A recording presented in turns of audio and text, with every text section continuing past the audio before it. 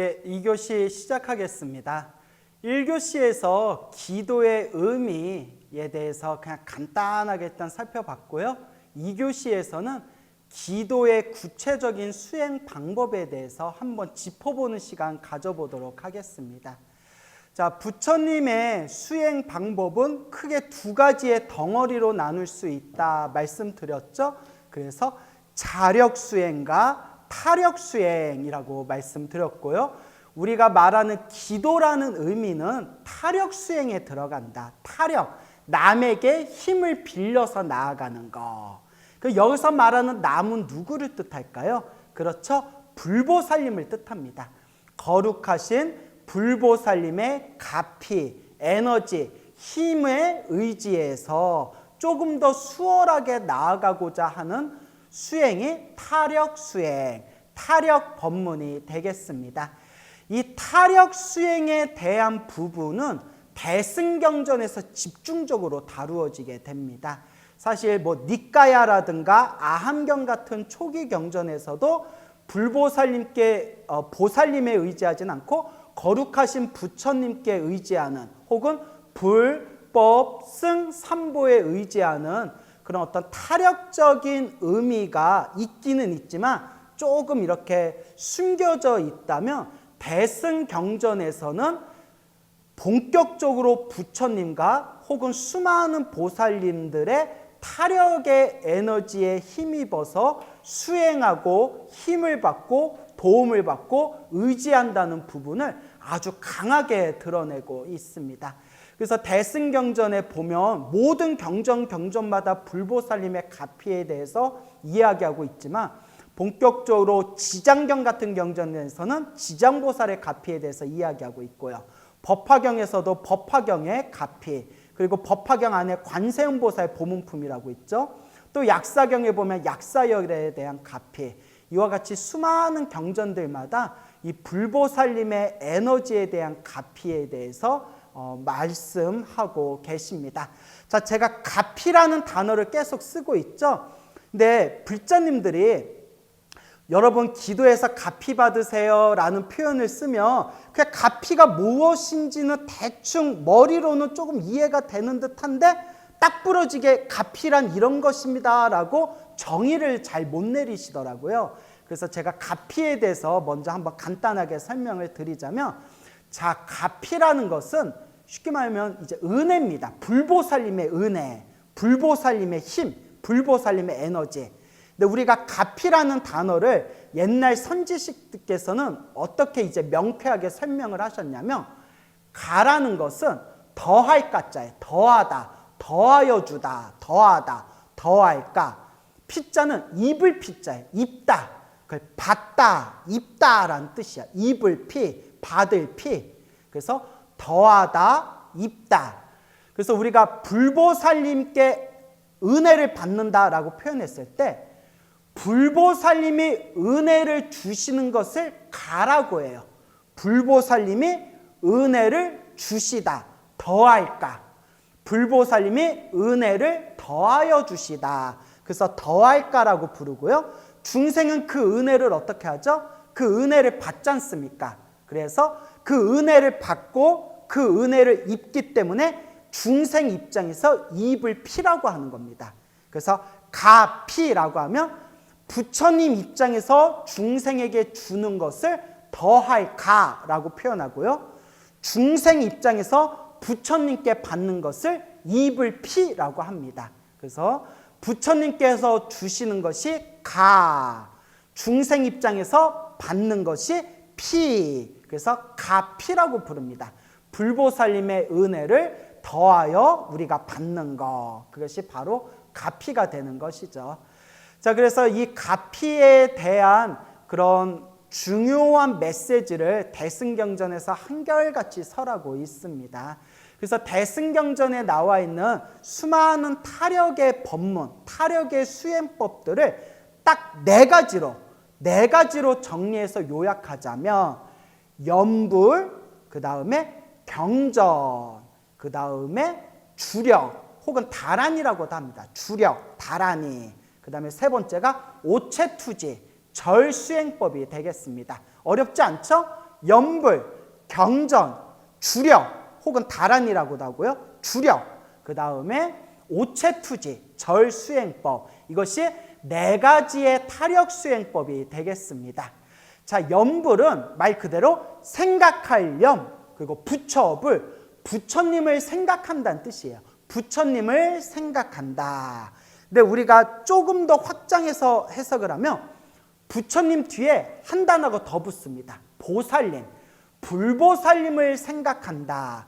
항상 불보살님을 생각하는 거. 그래서 생각할 염, 그래서 염불이라고 부르게 됩니다. 그래서 우리가 불보살님을 항상 마음으로 생각하면서 내 정신을 하나로 통일하는 거, 내 정신을 하나로 집중하는 거, 내 마음을 하나로 모으는 거, 그게 염불수행이 됩니다.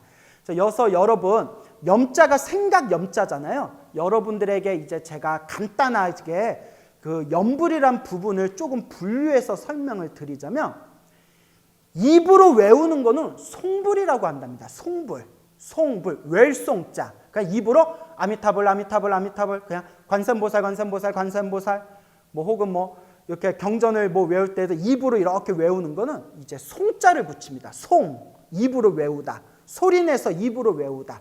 그래서 입으로 소리내서 부처님을 외우면 송불이라고 부릅니다. 송불.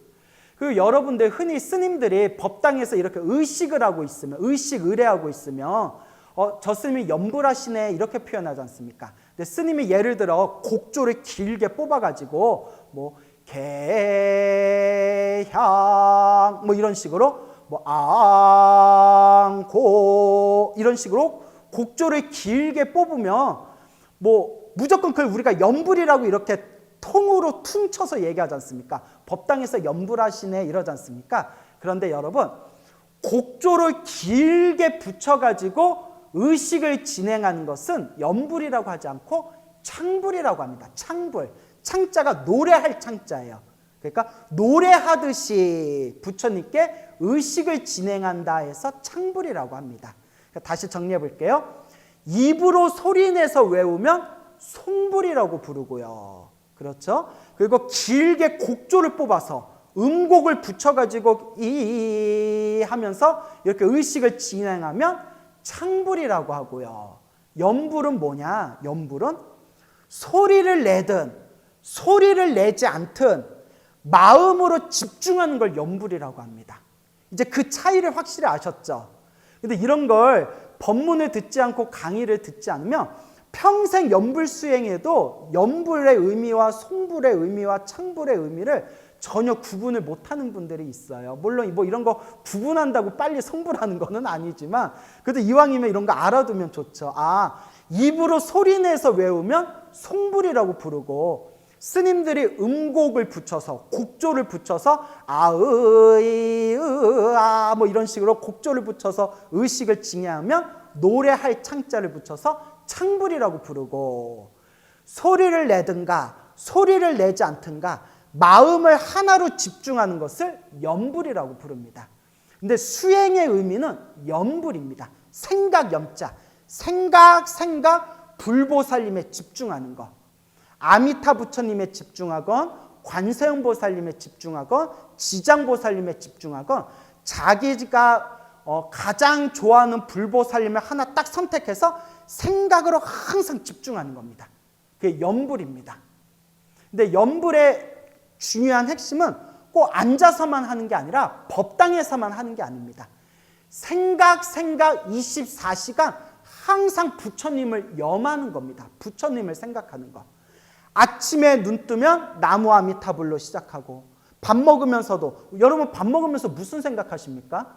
밥 먹으면서 아우 맛있다, 아우 맛없다, 아우 그냥 밥상 엎어버리고 싶다 뭐 그런 생각하십니까? 그러니까 5만 가지 생각이 일어날 때에도 나무 아미타불, 관세음보살, 설거지할 때에도 지장보살, 버스를 탔거나 혹은 지하철을 타거나 혹은 이렇게 걸어 다닐 때에도 한 발자국 움직이면서 나무 아미타불, 관세음보살 자기가 집중하는 불보살님 명호를 하나 딱 정해가지고 계속 염하는 거 그게 바로 염불의 핵심입니다. 그래서 요새 바쁜 현대인들한테 가장 좋은 수행법이 저는 염불이라고 말합니다. 왜냐하면 이제 바쁜 사람에 한해서 다른 수행법은 일정한 시간이나 일정한 공간이 있어야 됩니다. 예를 들어 사경을 할 때에도 이렇게 책상에 이렇게 경전이 있고 펜이 있고 노트가 있고 시간 내서 해야 되지 않습니까? 뭐 회사에서 일하고 있는데 갑자기 법화경 펼치고 막 사경하고 있는데 사장님이 지나가시다가 야, 뭐 하고 있냐? 예, 제가 지금 법화경 사경할 시간이라서요. 이거 절대 안 되지 않습니까? 그리고 뭐 절을 할 때에도 일정한 장소와 일정한 시간 속에서 자기가 정해놓고 절을 해야지. 버스 타고 가다가 절할 시간 됐다고 갑자기 버스에서 갑자기 막 절할 수는 없지 않습니까? 현대인들한테 가장 좋은 수행이 염불수행이 됩니다. 왜냐하면 바쁜 가운데에서도 짜투리 시간에 얼마든지 할 수가 있기 때문입니다. 밥 먹고 나서 회사 가는 길에 10분 동안 걸으면서 관세음보살 염불할 수가 있고, 그리고 막 일하다가 머리 아파가지고 커피 한 잔 마시고 담배 피면서, 물론 담배 끊어야 좋습니다, 여러분. 어쨌거나 담배 피면서 그 담배 필 때에도 관세음보살 염불할 수가 있고. 그러니까 어떤 분이 이런 질문 하시더라고요. 스님, 술 마시면서 염불해도 됩니까? 이렇게 질문하신 분이 계셨어요. 왜냐하면 그분이 하루 동안 일을 하고 난 뒤에 하루 동안 피곤함 속에서 샤워하고 맥주 한 잔 마시는 게 유일한 하루의 낙인데 맥주를 마시면 술 마시고 염불을 할 수가 없으니까 집에 와서 염불 수행을 못 한다는 거예요. 그러니까 맥주를 포기하자니 하루의 낙이 사라지는 것 같고, 그리고 염불을 안 하자니 왠지 불자로서 마음이 찝찝하고, 스님 어떻게 하면 좋죠? 라고 하길래 제가 뭐라고 말씀드렸냐면, 술을 끊고 염불하는 게 최고입니다. 단 술을 못 끊을 바에야 차라리 술 마시고 염불하는 게 그 다음 제일 좋습니다. 술 마시고 염불 안 하면 나쁜 거고, 술도 안 마시고 염불도 안 하면 제일 나쁜 놈입니다 라고 말씀을 드렸거든요. 술을 못 끊을 바에야 차라리 술 마시더라도 뭐 하는 게 낫다? 염불하는 게 낫다. 술 마신다고 염불조차 안 하면 아예 공덕이 생기지 않습니다. 하지만 술을 마시더라도 염불을 하면 염불한 공덕은 있습니다. 그렇기 때문에 담배 필 때에도 담배를 끊고 담배를 피더라도 뭐 하는 게 차라리 낫다? 염불하는 게 낫다. 제 말은 끊고 염불하는 게 좋지만 못 끊을 바에야 뭐 하는 게 낫다? 담배 피더라도 염불하는 게 낫다라는 겁니다. 담배 얘기 나오다 갑자기 엉뚱한 대로 샜네요. 이렇게 얼마든지 짜투리 시간에 닦을 수 있는 게 바로 염불 수행법입니다. 제 아는 어느 불자가 있는데 무상이라는 법명을 가진 남자 법우가 있어요. 정말 업장이 두꺼운 중생이었는데 전생에 한 가닥 성근이 있었는지 광우 스님을 만나가지고 광우 스님한테 지장기도를 배워서 열심히 지장기도를 해가지고 엄청나게 업장소멸한 아주 훌륭한 그런 청년 법우가 있어요. 제가 소나무에서도 2번이나 소개한 법우인데, 이 친구가 정말 전생에 성근이 있는지 업장이 두꺼운 사람들은 아무리 기도하라고 해도 말을 잘 안 들어요. 그 희한한 패턴이 있어요. 업이 두꺼운 사람들은 기도하라고 해도 기도에 집중을 못하고, 그리고 기도를 하고 싶어하는 마음을 잘 못 내요. 근데 이 친구는 정말 기도를 열심히 해서 자신의 팔자를 많이 바꾼 친구인데, 이 친구한테 숙제를 내줬어요. 여러분 개수기라고 아시죠? 누를 때마다 숫자가 하나씩 떼까떼까 올라가는 거, 카운터기라고 하나요? 카운터기, 개수기라고 있는데 숫자 계산하는 기계, 그걸 조그만 게 있어요. 미니 개수기가 있는데 그걸 이게 손가락에다 끼는 거거든요. 제가 하루에 5,000번씩 지장보살을 외우라고 했어요. 직장생활 하니까. 그러니까 이 친구가 아침에 눈 뜨면 출근해서 직장생활 하면서 저녁에 집에 들어와서 잠잘 때까지 5,000번씩 지장보살을 염불했어요. 마음속으로. 한 번씩 지장보살 염불할 때마다 숫자를 누르면 되는 거죠. 그러니까 많이 할 때는 하루에 7,000~8,000번 할 때도 있고, 아무리 못해도 하루에 5,000번 숙제를 매일매일 했대요. 매일매일 했는데, 이 친구가 어느 날 이제 꿈을 꿨대요. 꿈을 꿨는데 꿈에서 입에서 뭐가 이렇게 뛰쳐나, 뭐가 이렇게 나오더래요. 뭐가 이렇게 나오는데 뭐가 나오자고 입을 이렇게 빼니까 무슨 이렇게 구슬 달린 뭐 이렇게 뭐 이상한 것들이 막 구슬이 주렁주렁 달린 이상한 뭐 덩어리 같은 게 입에서 계속 뽑아도 계속 나오더래요. 뽑아도 계속 나오다가 왁 하고 그걸 다 토해냈대요. 왁 하고 그걸 완전히 다 토해냈는데 그걸 다 토하고 나고 꿈속에서도 너무나 개운하고 시원하더래요.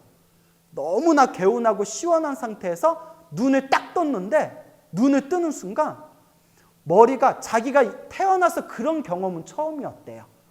머리가 가을의 해맑은 저 하늘 마냥, 가을의 푸르른 해맑은 하늘 마냥 머리가 너무 맑고 깨끗하더랍니다. 그리고 그 꿈을 꾸고 나서 이 친구가 오랫동안 우울증 비슷한 걸 앓고 있었는데 그 우울증이 흔적도 없이 완전히 사라져버렸답니다. 너무나 인생을 사는 게 행복하다고 그런 이야기를 저한테 직접 했습니다. 뭐 이런 얘기를 제가 평소에 너무 많이 해가지고 아마 이것도 제가 방송에서 한번 했던 얘기일 거예요. 자, 어쨌거나 이와 같이 연불수행법, 자기가 한 분을 지정한 불보살님을 하나 딱 선택해가지고 한결같이 집중하고 한결같이 마음을 통일하는 게 바로 연불수행법이 되겠습니다. 아미타불을 부르든 관세음보살을 부르든 지장보살을 부르든 어떤 분을 부르든 한 분을 선택해서 마음을 하나로 모으고 모아 나가는 것, 그게 바로 연불수행법입니다. 자, 두 번째는 경전수행법인데 경전수행법은 크게 세 가지로 나눠집니다. 경전수행법은 그 세 가지가 무엇이냐? 첫째는 입으로 외우는 독경수행입니다. 흔히 우리는 독송이라고도 부르죠. 뭐 금강경 독송, 뭐 법화경 독경, 뭐 이렇게 부르죠. 독송이나 독경이나 같은 말입니다. 이제 입으로 외우다라는 뜻이 있는데, 자, 부처님의 경전을 보면서 입으로 외우는 것을 독경수행이라고 합니다. 그래서 금강경을 독경하거나, 뭐 법화경을 독경하거나, 지장경을 독경하거나, 또 혹은 천수경을 독경하거나, 부처님의 경전을 독경하는, 입으로 외우는 독경수행, 이게 첫 번째고요. 두 번째 경전수행은 손으로 베끼는 거. 손으로 베끼는 거면 무슨 수행이죠? 사경수행이죠. 손으로 한 글자 한 글자 정성스럽게 경전을 베끼는 것을 이제 사경수행이라고 합니다. 그래서 사경수행, 두 번째 사경수행. 세 번째가, 이건 조금 어려운 표현인데요, 간경수행이라고 있습니다. 간경, 간자가 볼간자예요. 볼간자인데 간. 야, 너 지금 간 보냐? 뭐라는 표현 있죠? 근데 이제 그 말이 그 말인지 모르겠는데, 자, 이제 볼간자, 한자로 볼간자를 쓰는데, 간경수행은 소리를 내든 내지 않든, 손으로 쓰든 안 쓰든, 부처님의 경전 한 구절 한 개송을 무슨 의미인지 뚫어지듯이 음미하면서 보는 것을 간경수행이라고 합니다. 간경수행. 부처님의 경전의 의미 하나하나를 되새기고 음미하면서 경전을 보는 것을 간경수행이라고 합니다. 자, 그럼 이제 세 가지로 다시 정리해 볼게요. 경전으로 기도하는 법은 세 가지가 있다. 첫 번째, 입으로 소리내어서 외우는 독경수행. 두 번째, 손으로 한 글자 한 글자 베껴 쓰는 사경수행. 그 다음에 세 번째는 부처님의 경전의 한 구절 한 구절 무슨 의미인지 음미하고 되새기면서 꿰뚫어 보듯이 보는 간경수행. 이렇게 이제 세 가지가 있습니다. 그래서 우리 주변의 불자님들 보면 정말 힘들고 괴롭고 답답할 때 뭐 금강경을 독송하시거나 법화경을 사경하시거나 혹은 뭐 이와 같이 경전에 의지해 가지고 크나큰 가피를 받으신 분들이 굉장히 많거든요.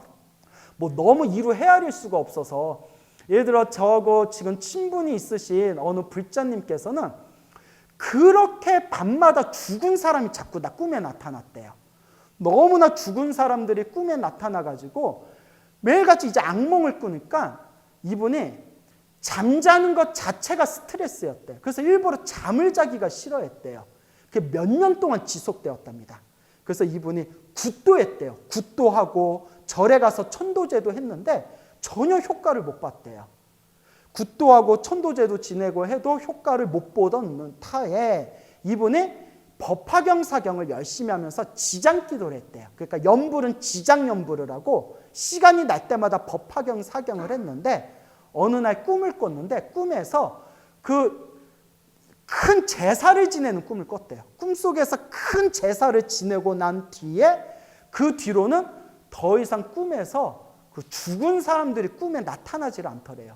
그래서 이 보살님이 저한테 직접 하신 말씀이 스님, 저는 이것만이라도 살 것 같습니다. 저는 이것만으로도 부처님께 너무나 감사드립니다.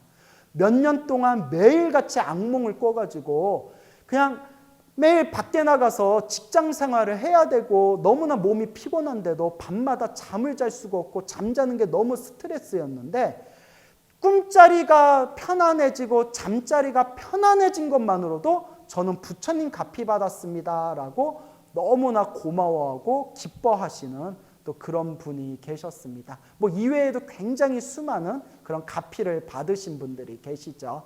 자, 그 다음에 세 번째는 주문 수행이 있습니다. 자, 우리가 주문이라고 할 때 이 주문은 우리가 흔히 만트라라고 부르거든요. 산스크리트어로 만트라라고 하는데 만트라에는 주문에는 불보살님의 신비한 에너지, 신묘한 에너지가 함축되어져 있답니다. 그래서 우리는 보통 주문을 해석하지 않는 걸 원칙으로 삼거든요.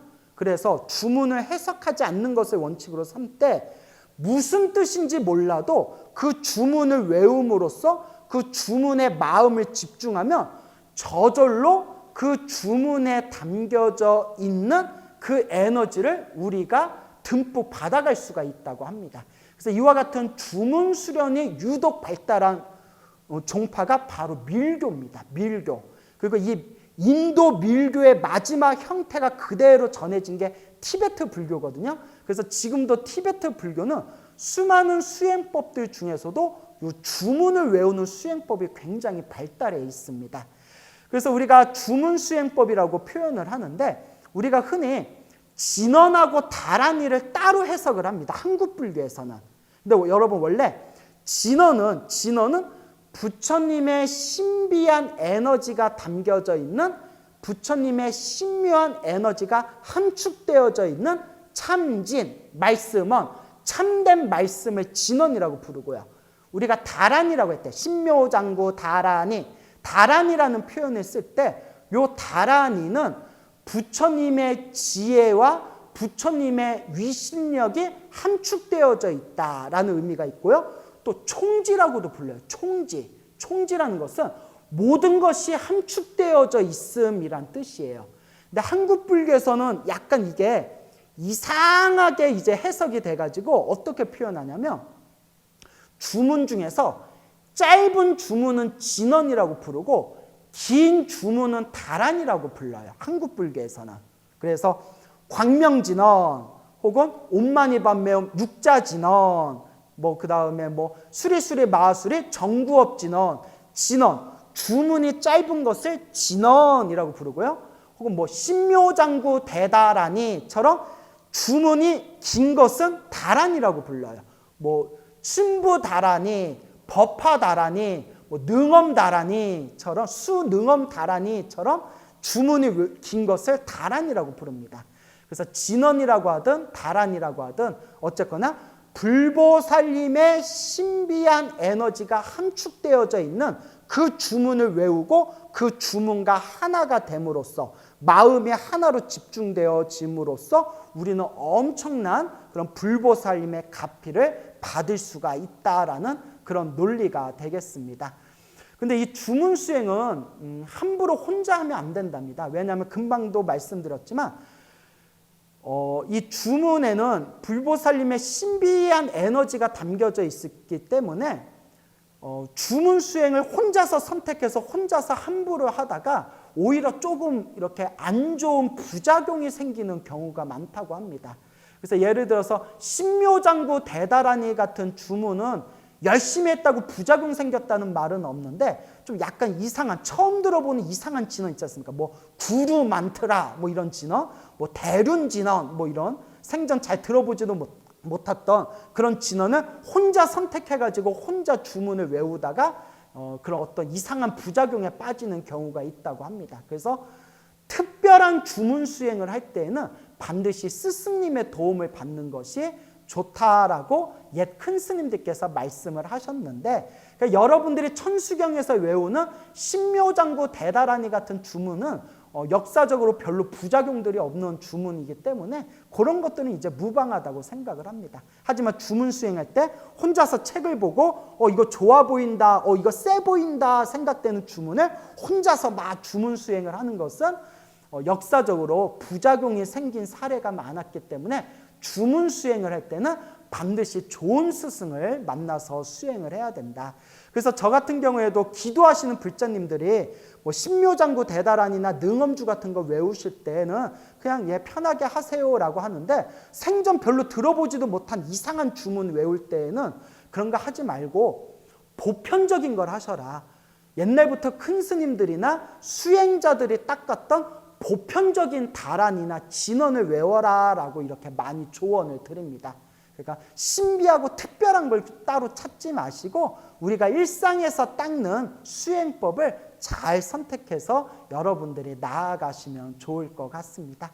그래서 이제 연불에 대해서 설명해 드렸고, 경전에 대해서 설명해 드렸고, 그리고 주문 수행에 대해서 설명을 드렸고, 마지막 이제 오체투지 절수행법이 있죠. 오체투지 절수행법은 부처님 당시에서부터 거룩하신 부처님이나 아라한이나 수행자분들에게 땅바닥에 엎드려서 발 아래 절을 올렸다, 이런 표현들이 많이 나오거든요. 그래서 거룩하신 부처님 혹은 불법승 삼보를 향해서 내 몸과 마음을 완전히 내려놓고 거룩한 공경의 자세를 취하는 게 바로 오체투지 절, 예배의 의미가 되겠습니다. 그래서 불교에서는 특히 대승경전에서는 오체투지를 많이 했을 때의 공덕에 대해서 수많은 그런 이야기들을 전해지고 있습니다. 그래서 오체투지를 했을 때 수많은 공덕들 중에서 제가 간단하게 핵심만 몇 가지를 꼽아서 설명을 드리자면, 첫째, 절을 많이 하면 태어날 때마다 건강한 몸을 얻는다고 합니다. 태어날 때마다 항상 몸이 건강하다라는 말이 있고요. 그 다음에 절을 많이 하면 업장이 빨리 소멸된답니다. 업장이 빨리 소멸된다. 특히 몸으로 지은 업장이 빨리 소멸된답니다. 몸으로 지은 업장이 빨리 소멸된다. 그래서 업장 소멸, 그리고 몸이 항상 건강하다. 그 다음에 세 번째, 부처님께 절을 많이 올리게 되면 거룩하신 부처님을 생각하면서 절을 올린 공덕의 힘에 의해서 태어날 때마다 미남 미녀로 태어난다고 합니다. 그래서 절을 많이 한 사람들은 태어날 때마다 미남 미녀로 태어난다. 여러분들이 전생에 절을 많이 했는지 안 했는지 알고 싶으면 무엇을 보면 될까요? 거울을 보시면 됩니다. 거울을 보시면 내가 전생에 절을 많이 했나 안 했나 알 수가 있겠죠. 어쨌거나 경전에 보면 절을 많이 하면 다음 생에 태어날 때마다 미남 미녀로 태어난다라는 그런 구절이 있습니다. 자, 그 다음에는 거룩한 부처님을 향해서, 불법승 삼보를 향해서 내 몸과 마음을 가장 낮은 곳에 나를 내려놓은 공덕의 힘에 의해서 가장 높은 곳에 태어나게 된답니다. 그래서 절을 많이 한 사람은 죽은 뒤에 하늘색에 태어나거나 사람으로 태어나도 귀한 가문에 태어나게 된다. 이제 우리말로 치면, 요새 애들 말로 치면 금수저겠죠. 금수저. 귀한 가문에 태어나게 된다. 금수저 집안에 태어나게 된다. 왜냐하면 거룩하신 부처님에게 내 자신을 가장, 부처님 발 아래 가장 낮은 곳에 나를 내려놓은 공덕의 힘에 의해서 오히려 가장 높은 곳에 태어나게 된다라는 구절이 있습니다. 근데 뭐 이런 것들, 뭐 잘생긴 얼굴로 태어납니다, 건강한 몸으로 태어납니다, 귀한 집안에 태어납니다, 이런 건 이제 부수적인 효과에 불과할 뿐이고, 궁극적으로 부처님께 절을 올리면, 부처님께 오체투지를 많이 하면 깨달음을 빨리 얻게 된다. 이게 가장 중요한 거죠. 기도도 낮은 수준의 기도가 있고 높은 수준의 기도가 있다고 했지 않습니까? 낮은 수준의 기도는 저 잘 먹고 잘 살게 해주세요. 우리 아이 잘 되게 해주세요. 우리 남편 승진되게 해주세요. 우리 사업 잘 되게 해주세요. 이런 욕망적인 기도는 약간 낮은 수준의 기도가 되고, 요 마음을 승화시켜서 모든 중생이 다 함께 성불하여지이다. 모든 중생 다 함께 깨달음을 얻어지이다. 그리고 3000배로 유명했던 성철 스님도 항상 불자들에게 너거들 3000배 할 때 무슨 생각으로 하노? 뭐 이렇게 물어보신대요. 그러면 뭐 어쩌고 저쩌고 뭐 이러면 3000배 할 때마다 일체 중생, 모든 중생이 행복하게 해주세요. 이렇게 기도해라. 항상 이렇게 가르치셨다고 합니다. 그게 수준 높은 기도가 되는 겁니다. 모든 중생이 행복하기를 바라는 마음으로 절을 하는 것, 기도를 하는 것, 그것이 바로 우리가 성불로 나아가는 깨달음의 길로 승화시킬 수 있는 그런 진정한 의미의 기도가 될 수 있는 것입니다. 그래서 이와 같은 4대 기도법이 있습니다. 염불 기도법, 그 다음에 경전을 통해서 기도하는 법. 경전을 통해서 기도하는 법 3가지 말씀드렸죠.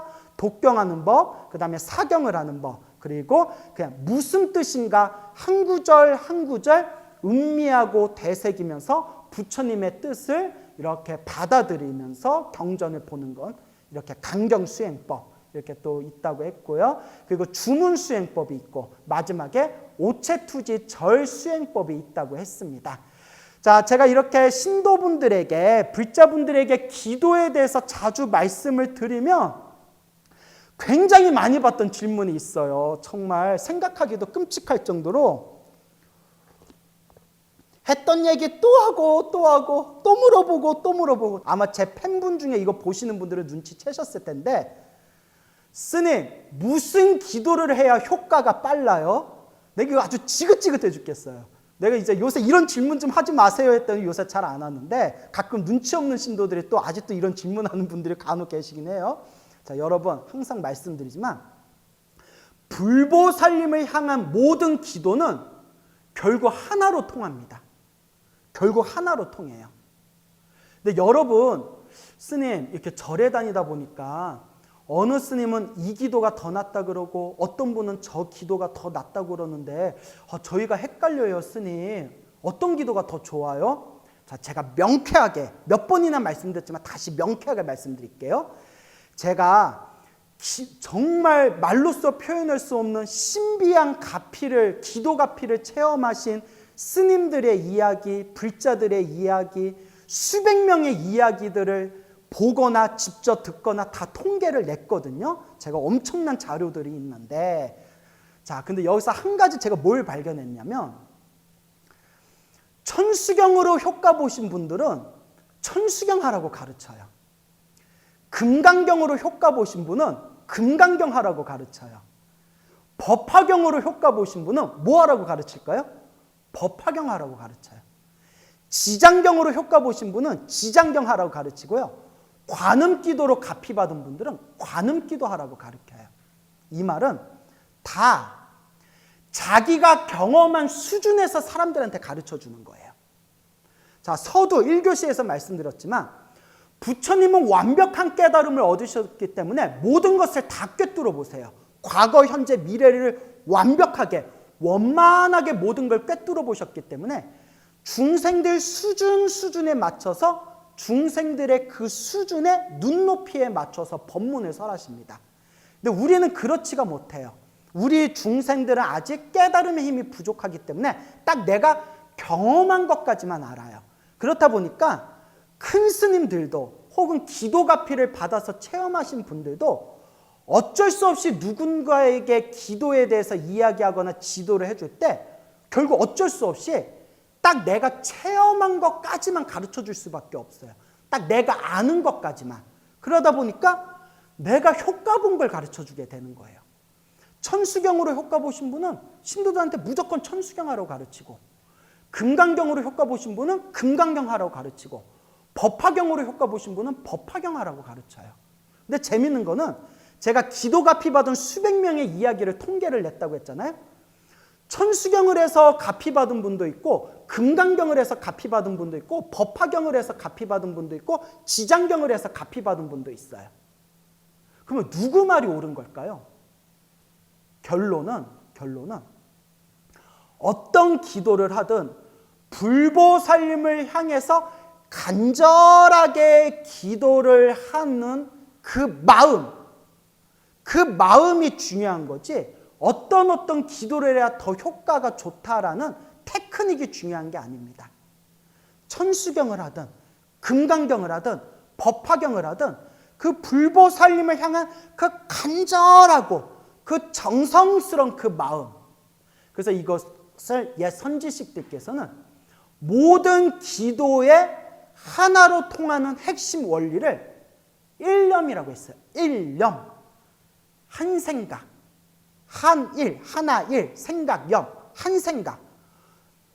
어떤 기도를 하든 내 마음이 하나로 통할 때, 이걸 다른 말로 삼매라고 부릅니다. 삼매. 내 몸과 마음이 간절하게 하나로 통할 때 비로소 어떤 기도를 하든 반드시 그 불보살님의 에너지와 결국은 하나로 뚫리면서 서로 통하게 되는 겁니다. 그러니까 스님, 무슨 기도를 해야 더 효과가 좋아요? 그래서 저는 불자님들에게 말씀드린 게, 연불도 한번 해보시고 사경도 해보고 독경도 해보시고 절도 해보시고 주문도 외워보시고 골고루 해봐라. 골고루 해봐라. 그래서 저도 항상 말씀드리는 게, 경전도 골고루 공부해봐야 우물한 개구리에 빠지지가 않게 되고, 그리고 수행도 기도도 골고루 해봐야 내가 하고 있는 것만이 최고다라는 아상과 아집에 안 빠지게 된다. 그 말씀을 항상 자주 드립니다. 그러니까 한번 골고루 해보세요. 이번 달은 연불도 해보고 다음 달은 사경도 해보고 또 다다다음 달에는 한번 하루에 막 500배씩 절도 해보고 또 다음 내년에는 한번 주문 능엄주도 해보고 골고루 하고 하다 보면 나한테 딱 집중되고 나한테 딱 맞는 수행법이 있습니다. 그러면 그걸 이렇게 닦아나가시면 되는 거예요.